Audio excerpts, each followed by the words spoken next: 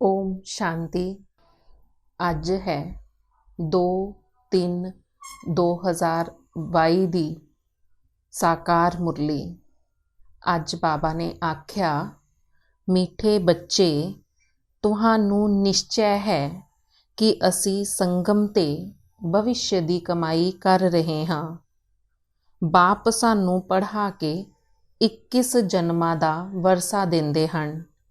ਪ੍ਰਸ਼ਨ ਹੈਗਾ, ਆਪਣੇ ਆਪ ਤੇ ਕਿਰਪਾ ਅਤੇ ਆਸ਼ੀਰਵਾਦ ਕਰਨ ਦੀ ਵਿਧੀ ਕੀ ਹੈ? ਉੱਤਰ ਹੈ, ਆਪਣੇ ਆਪ ਤੇ ਕਿਰਪਾ ਅਤੇ ਆਸ਼ੀਰਵਾਦ ਕਰਨ ਦੇ ਲਈ ਬਾਪ ਜਿਹੜੀ ਪੜ੍ਹਾਈ ਰੋਜ਼ ਪੜ੍ਹਾਉਂਦੇ ਹਨ ਉਹ ਰੋਜ਼ ਪੜ੍ਹਨੀ ਹੈ। ਕਦੇ ਵੀ ਸੰਗ ਦੋਸ਼ ਵਿੱਚ ਆ ਕੇ ਪੜ੍ਹਾਈ ਵਿੱਚ ਗਫਲਤ ਨਹੀਂ ਕਰਨੀ। ਜਿਹੜੇ ਹਮੇਸ਼ਾ ਸ਼੍ਰੀਮਤ ਤੇ ਚੱਲਦੇ ਹਨ ਉਹ ਆਪਣੇ ਆਪ ਤੇ ਕਿਰਪਾ ਕਰਦੇ ਰਹਿੰਦੇ ਹਨ। ਉਹਨਾਂ ਨੂੰ ਬਾਪ ਦੀ ਆਸ਼ੀਰਵਾਦ ਵੀ ਮਿਲਦੀ ਰਹਿੰਦੀ ਹੈ। ਗੀਤ ਹੈ, ਮੈਂ ਇੱਕ ਨੰਨਾ ਜਿਹਾ ਬੱਚਾ ਹਾਂ। ਓਮ ਸ਼ਾਂਤੀ। ਸ਼ਿਵ ਭਗਵਾਨੂਵਾਚ। ਜਦ ਮਨੁੱਖ ਗੀਤਾ ਸੁਣਾਉਂਦੇ ਹਨ ਤੇ ਹਮੇਸ਼ਾ ਕਹਿੰਦੇ ਹਨ, ਸਾਕਾਰ ਕ੍ਰਿਸ਼ਨ ਭਗਵਾਨੂਵਾਚ। ਬਾਪ ਆ ਕੇ ਸਮਝਾਉਂਦੇ ਹਨ ਕਿ ਤੁਹਾਨੂੰ ਹੁਣ ਮੈਂ ਰਾਜਾਈ ਪ੍ਰਾਪਤ ਕਰਾ ਰਿਹਾ ਹਾਂ ਇਸ ਰਾਜਯੋਗ ਅਤੇ ਗਿਆਨ ਦੁਆਰਾ। ਕ੍ਰਿਸ਼ਨ ਤਾਂ ਸੀ ਹੀ ਸਤਯੁਗ ਦਾ ਪ੍ਰਿੰਸ। ਮੁੱਖ ਹੈ ਇੱਕ ਭੁੱਲ ਗੀਤਾ ਵਿੱਚ ਹੋ ਗਈ ਹੈ। ਤੁਸੀਂ ਬੱਚੇ ਜਾਣਦੇ ਹੋ, ਸ਼ਿਵ ਭਗਵਾਨ ਸਾਨੂੰ ਪੜ੍ਹਾ ਰਹੇ ਹਨ ਇਸ ਸਰੀਰ ਦੁਆਰਾ। ਸ਼ਿਵ ਜਯੰਤੀ ਵੀ ਗਾਈ ਜਾਂਦੀ ਹੈ। ਉਵੇਂ ਹੀ ਜਨਮ ਦਿਨ ਮਨਾਇਆ ਜਾਂਦਾ ਹੈ ਨਾ।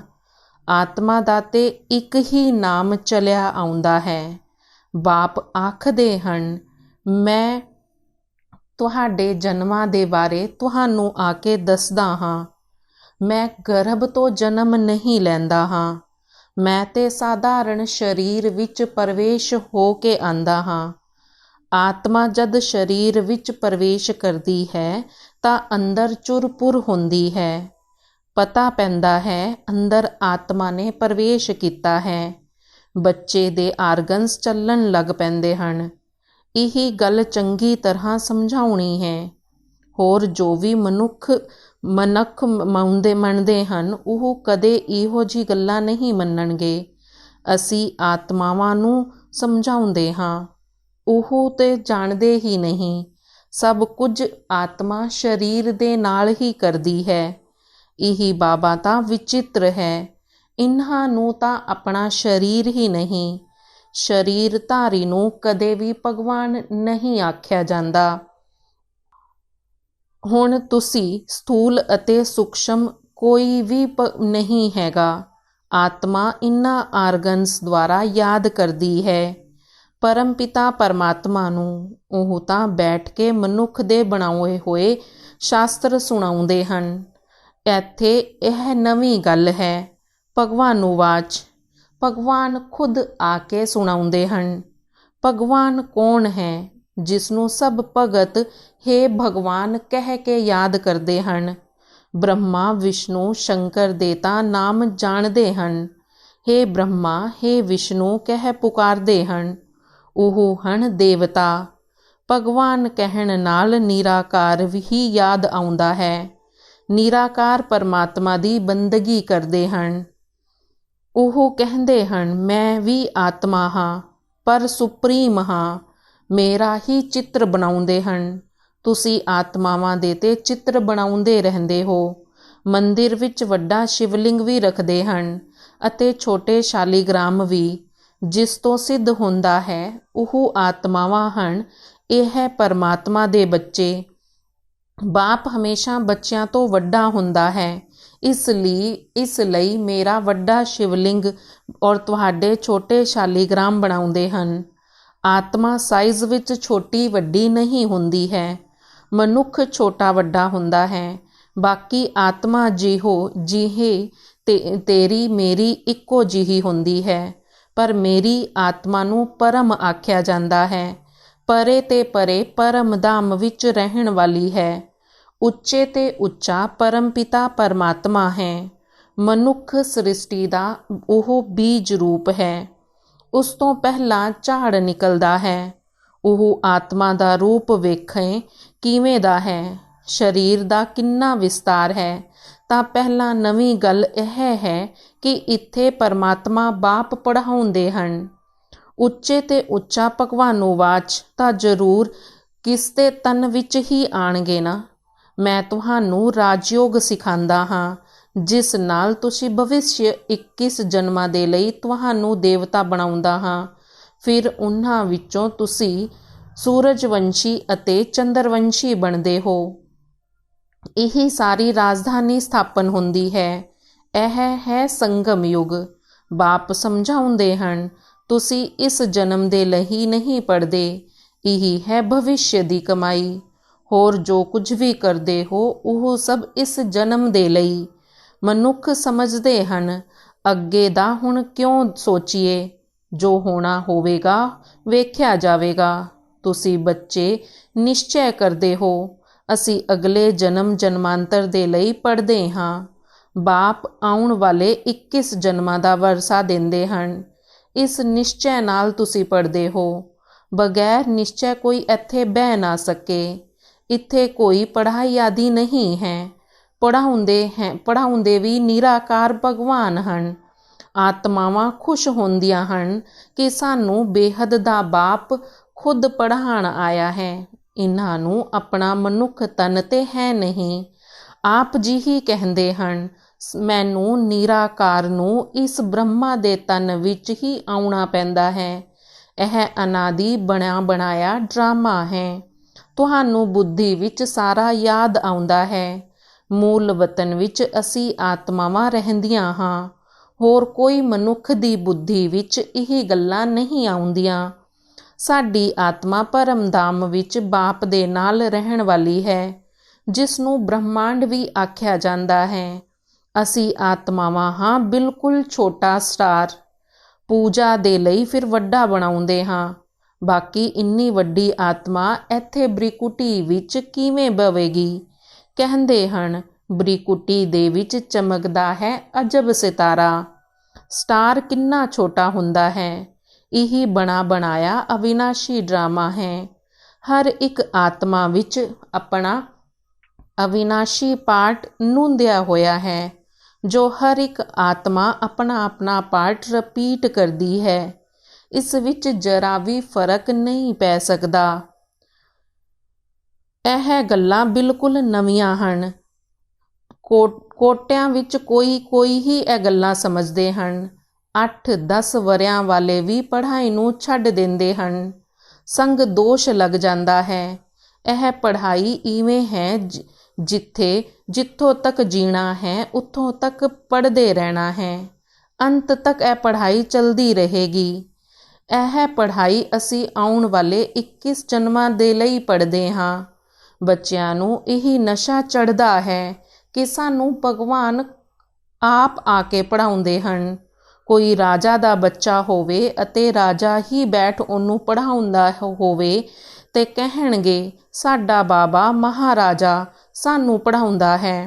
ਇੱਥੇ ਹੈ ਪਤਿਤ ਪਾਵਨ ਬਾਪ ਜੋ ਸਾਨੂੰ ਪੜ੍ਹਾਉਂਦੇ ਹਨ, ਰਾਜਯੋਗ ਸਿਖਾਉਂਦੇ ਹਨ। ਅੰਦਰ ਹਮੇਸ਼ਾ ਬਥੇਰੀ ਖੁਸ਼ੀ ਰਹਿਣੀ ਚਾਹੀਦੀ ਹੈ। ਅਸੀਂ ਗੋਡਲੀ ਸਟੂਡੈਂਟ ਹਾਂ। ਗੋਡ ਫਾਦਰ ਪਰਮਪਿਤਾ ਪਰਮਾਤਮਾ ਤੋਂ ਸਵਰਗ ਦਾ ਸਵਰਾਜ ਲੈ ਰਹੇ ਹਾਂ। ਕਿੰਨੀ ਸਹਿਜ ਗੱਲ ਹੈ। ਪਰ ਇਸ ਪੜ੍ਹਾਈ ਵਿੱਚ ਮਾਇਆ ਦੇ ਵਿਘਨ ਵੀ ਬਥੇਰੇ ਪੈਂਦੇ ਹਨ। ਚਲਦੇ ਚਲਦੇ ਪੜ੍ਹਾਈ ਨੂੰ ਛੱਡ ਵੀ ਦਿੰਦੇ ਹਨ। ਇਹ ਰੂਹਾਨੀ ਪੜ੍ਹਾਈ ਰੋਜ਼ ਪੜ੍ਹਨੀ ਪਵੇ, ਇਸ ਦੇ ਲਈ ਇਹ ਟੇਪ ਆਦਿ ਦਾ ਵੀ ਪ੍ਰਬੰਧ ਰੱਖਿਆ ਹੈ। ਮਨੁੱਖ ਪੜ੍ਹਨ ਦੇ ਲਈ ਅਮਰੀਕਾ, ਲੰਦਨ ਵਿੱਚ ਵੀ ਜਾਂਦੇ ਹਨ। ਇੱਥੇ ਤਾਂ ਘਰ ਵਿੱਚ ਰਹਿਣ ਵਾਲੇ ਪੂਰਾ ਨਹੀਂ ਪੜ੍ਹਦੇ। ਸਮਝਦੇ ਨਹੀਂ ਕਿ ਪਰਮਾਤਮਾ ਸਾਨੂੰ ਰਾਜਯੋਗ ਸਿਖਾ ਰਹੇ ਹਨ। ਇਸ ਸਮਾਂ ਤੁਸੀਂ ਗੁਪਤ ਹੋ। ਤੁਸੀਂ ਜਾਣਦੇ ਹੋ ਅਸੀਂ ਮੂਲ ਵਤਨ ਦੇ ਰਹਿਣ ਵਾਲੇ ਹਾਂ। ਫਿਰ ਸੂਖਸ਼ਮ ਵਤਨ ਵੀ ਹੈ। ਮਨੁੱਖ ਸਾਖਸ਼ਾਤਕਾਰ ਕਰਦੇ ਹਨ। ਤੁਸੀਂ ਤਾਂ ਪ੍ਰੈਕਟੀਕਲ ਵਿੱਚ ਜਾਂਦੇ ਹੋ। ਸੂਖਸ਼ਮ ਵਤਨ ਵਿੱਚ ਤੁਸੀਂ ਬ੍ਰਾਹਮਣ ਅਤੇ ਦੇਵਤਾਵਾਂ ਦਾ ਮਿਲਣ ਹੁੰਦਾ ਹੈ। ਉਹ ਹੈ ਬ੍ਰਾਹਮਣ ਅਤੇ ਦੇਵਤਾਵਾਂ ਦਾ ਸੰਗਮ। ਇੱਥੇ ਹੈ ਬ੍ਰਾਹਮਣ ਅਤੇ ਸ਼ੂਦਰਾਂ ਦਾ ਸੰਗਮ। ਉੱਥੇ ਭੋਗ ਲੈ ਕੇ ਜਾਂਦੇ ਹਾਂ। ਅੰਤ ਵਿੱਚ ਬਹੁਤ ਸਾਖਸ਼ਾਤਕਾਰ ਹੋਣਗੇ ਜਿਵੇਂ ਇੱਥੇ ਹੁੰਦੇ ਨੇ। ਅੰਤ ਵਿੱਚ ਤੁਹਾਨੂੰ ਸਭ ਕੁਝ ਪਤਾ ਲੱਗੇਗਾ। ਚਿੱਤਰ ਬਹੁਤ ਚੰਗੇ ਬਣੇ ਹੋਏ ਹਨ। ਬਾਬਾ ਯੁਕਤੀਆਂ ਰਚ ਰਹੇ ਹਨ। ਗਾਮੜੇ ਵਾਲੇ ਕਿਵੇਂ ਸਿੱਖਣ। ਇਹੀ ਤਾਂ ਮਲਕੀਅਤ ਹੈ ਜੋ ਬਾਪ ਤੁਹਾਨੂੰ ਆ ਕਰਕੇ ਦਿੰਦੇ ਹਨ। ਇਹੋ ਜਿਹੀ ਪੜ੍ਹਾਈ ਸਿਵਾਏ ਬਾਪ ਦੇ ਕੋਈ ਵੀ ਪੜ੍ਹਾ ਨਾ ਸਕੇ। ਇਸ ਲਈ ਬਾਪ ਆਖਦੇ ਹਨ ਰੋਜ਼ ਪੜ੍ਹਨਾ ਹੈ। ਤੁਹਾਨੂੰ ਇੱਥੇ ਦੀ ਯਾਦ ਹੋਣੀ ਚਾਹੀਦੀ ਹੈ। ਇਸ ਲਈ ਦੇਹੀ ਅਭਿਮਾਨੀ ਬਣਨ ਤਾਂ ਹੀ ਤਾਂ ਮੁਕਤੀ ਧਾਮ ਅਤੇ ਸੁਖ ਧਾਮ ਦੀ ਯਾਦ ਰਵੇਗੀ। ਸ਼ਾਂਤੀ ਧਾਮ ਅਤੇ ਸੁਖ ਧਾਮ ਇਹੀ ਹੈ ਦੁੱਖ ਧਾਮ। ਆਦਿ ਮੱਧ ਅੰਤ ਨਵੀਂ ਦੁਨੀਆ, ਮੱਧ ਦੀ ਦੁਨੀਆ ਅਤੇ ਪੁਰਾਣੀ ਦੁਨੀਆ। ਜਦ ਅੱਧਾ ਸਮਾਂ ਪੂਰਾ ਹੋ ਜਾਂਦਾ ਹੈ ਫਿਰ ਪੁਰਾਣੀ ਦੁਨੀਆ ਦਾ ਨਾਂ ਸ਼ੁਰੂ ਹੋ ਜਾਂਦਾ ਹੈ। ਇਹ ਪੁਰਾਣੀ ਦੁਨੀਆ ਹੁਣ ਨਵੀਂ ਹੋ ਰਹੀ ਹੈ। ਫਿਰ ਤੋਂ ਨਵੀਂ ਹੋ ਰਹੀ ਹੈ। ਉਹ ਆ ਕਰਕੇ ਫਿਰ ਬਾਪ ਹੀ ਬਣਾਉਂਦੇ ਹਨ। ਬਾਪ ਤੋਂ ਸਿਵਾਏ ਇਸ ਦੁਨੀਆ ਨੂੰ ਨਵਾਂ ਕੋਈ ਵੀ ਬਣਾ ਨਹੀਂ ਸਕਦਾ। ਤੁਸੀਂ ਹੁਣ ਆਧਾ ਕਲਪ ਦੇ ਲਈ ਦੁੱਖਾਂ ਤੋਂ ਛੁੱਟਦੇ ਹੋ। ਜਿਵੇਂ ਇਤਵਾਰ ਦੇ ਦਿਨ ਸਾਰਿਆਂ ਨੂੰ ਛੁੱਟੀ ਹੁੰਦੀ ਹੈ ਨਾ, ਐਵੇਂ ਆਧਾ ਕਲਪ ਤੁਸੀਂ ਦੁੱਖ ਤੋਂ ਛੁੱਟ ਜਾਂਦੇ ਹੋ। ਤੁਹਾਡਾ ਰੋਣਾ ਪਿੱਟਣਾ ਸਭ ਛੁੱਟ ਜਾਂਦਾ ਹੈ। ਅੱਛਾ, ਮਿੱਠੇ ਮਿੱਠੇ ਸਿੱਕਿਲ ਦੇ ਬੱਚਿਆਂ ਨੂੰ ਮਾਤ ਪਿਤਾ ਬਾਪ ਦਾਦਾ ਦਾ ਯਾਦ ਪਿਆਰ ਅਤੇ ਗੁੱਡ ਮਾਰਨਿੰਗ। ਰੂਹਾਨੀ ਬਾਪ ਦੀ ਰੂਹਾਨੀ ਬੱਚਿਆਂ ਨੂੰ ਨਮਸਤੇ। ਰੂਹਾਨੀ ਬੱਚਿਆਂ ਨੂੰ ਰੂਹਾਨੀ ਬਾਪ ਦਾਦਾ ਦੀ ਦਿਲ ਵਾ ਜਾਨ ਸਿੱਖ ਵਾ ਪ੍ਰੇਮ ਨਾਲ ਨਮਸਤੇ। ਧਾਰਨਾ ਦੇ ਲਈ ਮੁੱਖ ਸਾਰ ਹੈ ਕਰਮ ਬੰਧਨ ਤੋਂ ਮੁਕਤ ਹੋ। ਰੂਹਾਨੀ ਪੜ੍ਹਾਈ ਰੋਜ਼ ਪੜ੍ਹਨੀ ਹੈ। ਜਿੱਥੋਂ ਤੱਕ ਜੀਣਾ ਹੈ ਪੜ੍ਹਾਈ ਜ਼ਰੂਰ ਪੜ੍ਹਨੀ ਹੈ। ਹੱਦ ਦੇ ਸੰਬੰਧਾਂ ਵਾ ਦੇਹ ਤੇ ਮੋਹ ਦਾ ਤਿਆਗ ਕਰ ਆਪਣੇ ਸ਼ਾਂਤੀ ਧਾਮ ਅਤੇ ਸੁਖ ਧਾਮ ਨੂੰ ਯਾਦ ਕਰਨਾ ਹੈ। ਸੰਗ ਦੋਸ਼ ਵਿੱਚ ਆ ਕੇ ਆਪਣੀ ਸੰਭਾਲ ਕਰਨੀ ਹੈ। ਵਰਦਾਨ ਹੈ ਮਨ ਬੁੱਧੀ ਸੰਸਕਾਰ ਵਾ ਸਾਰੀ ਕਰਮਿੰਦਰੀਆਂ ਨੂੰ ਨੀਤੀ ਪ੍ਰਮਾਣ ਚਲਾਉਣ ਵਾਲੇ ਸਵਰਾਜ ਅਧਿਕਾਰੀ ਭਵ। ਸਵਰਾਜ ਅਧਿਕਾਰੀ ਆਤਮਾਵਾਂ ਆਪਣੇ ਯੋਗ ਦੀ ਸ਼ਕਤੀ ਨਾਲ ਹਰ ਕਰਮ ਇੰਦਰੀ ਨੂੰ ਆਰਡਰ ਤੇ ਚਲਾਉਂਦੀਆਂ ਨੇ। ਨਾ ਸਿਰਫ ਇਹ ਸਥੂਲ ਕਰਮ ਇੰਦਰੀਆਂ ਲੇਕਿਨ ਮਨ ਬੁੱਧੀ ਸੰਸਕਾਰ ਵੀ ਰਾਜ ਅਧਿਕਾਰੀ ਦੇ ਡਾਇਰੈਕਸ਼ਨ ਅਥਵਾ ਨੀਤੀ ਪ੍ਰਮਾਣ ਚੱਲਣ। ਉਹ ਕਦੇ ਵੀ ਸੰਸਕਾਰਾਂ ਦੇ ਵਸ਼ ਨਹੀਂ ਹੋ ਸਕਦੇ। ਸੰਸਕਾਰਾਂ ਨੂੰ ਆਪਣੇ ਵਸ਼ ਵਿੱਚ ਕਰਕੇ ਸ੍ਰੇਸ਼ਟ ਨੀਤੀ ਦੇ ਪ੍ਰਮਾਣ ਕਾਰ ਵਿੱਚ ਲਗਾਣਗੇ। ਸ੍ਰੇਸ਼ਟ ਸੰਸਕਾਰ ਪ੍ਰਮਾਣ ਹੀ ਸੰਬੰਧ ਸੰਪਰਕ ਵਿੱਚ ਆਣਗੇ। ਸਵਰਾਜ ਅਧਿਕਾਰੀ ਆਤਮਾਵਾਂ ਨੂੰ ਸਵਪਨ ਵਿੱਚ ਵੀ ਧੋਖਾ ਨਹੀਂ ਮਿਲ ਸਕਦਾ। ਸਲੋਗਨ ਹੈ ਨਿਰਮਾਣਤਾ ਦੀ ਵਿਸ਼ੇਸ਼ਤਾ ਨੂੰ ਧਾਰਨ ਕਰ ਲਵੋ ਤਾਂ ਸਫਲਤਾ ਮਿਲਦੀ ਰਹੇਗੀ। ਨਿਰਮਾਣਤਾ ਦੀ ਵਿਸ਼ੇਸ਼ਤਾ ਨੂੰ ਧਾਰਨ ਕਰ ਲਵੋ ਤੇ ਸਫਲਤਾ ਮਿਲਦੀ ਰਹੇਗੀ। ਓਮ ਸ਼ਾਂਤੀ।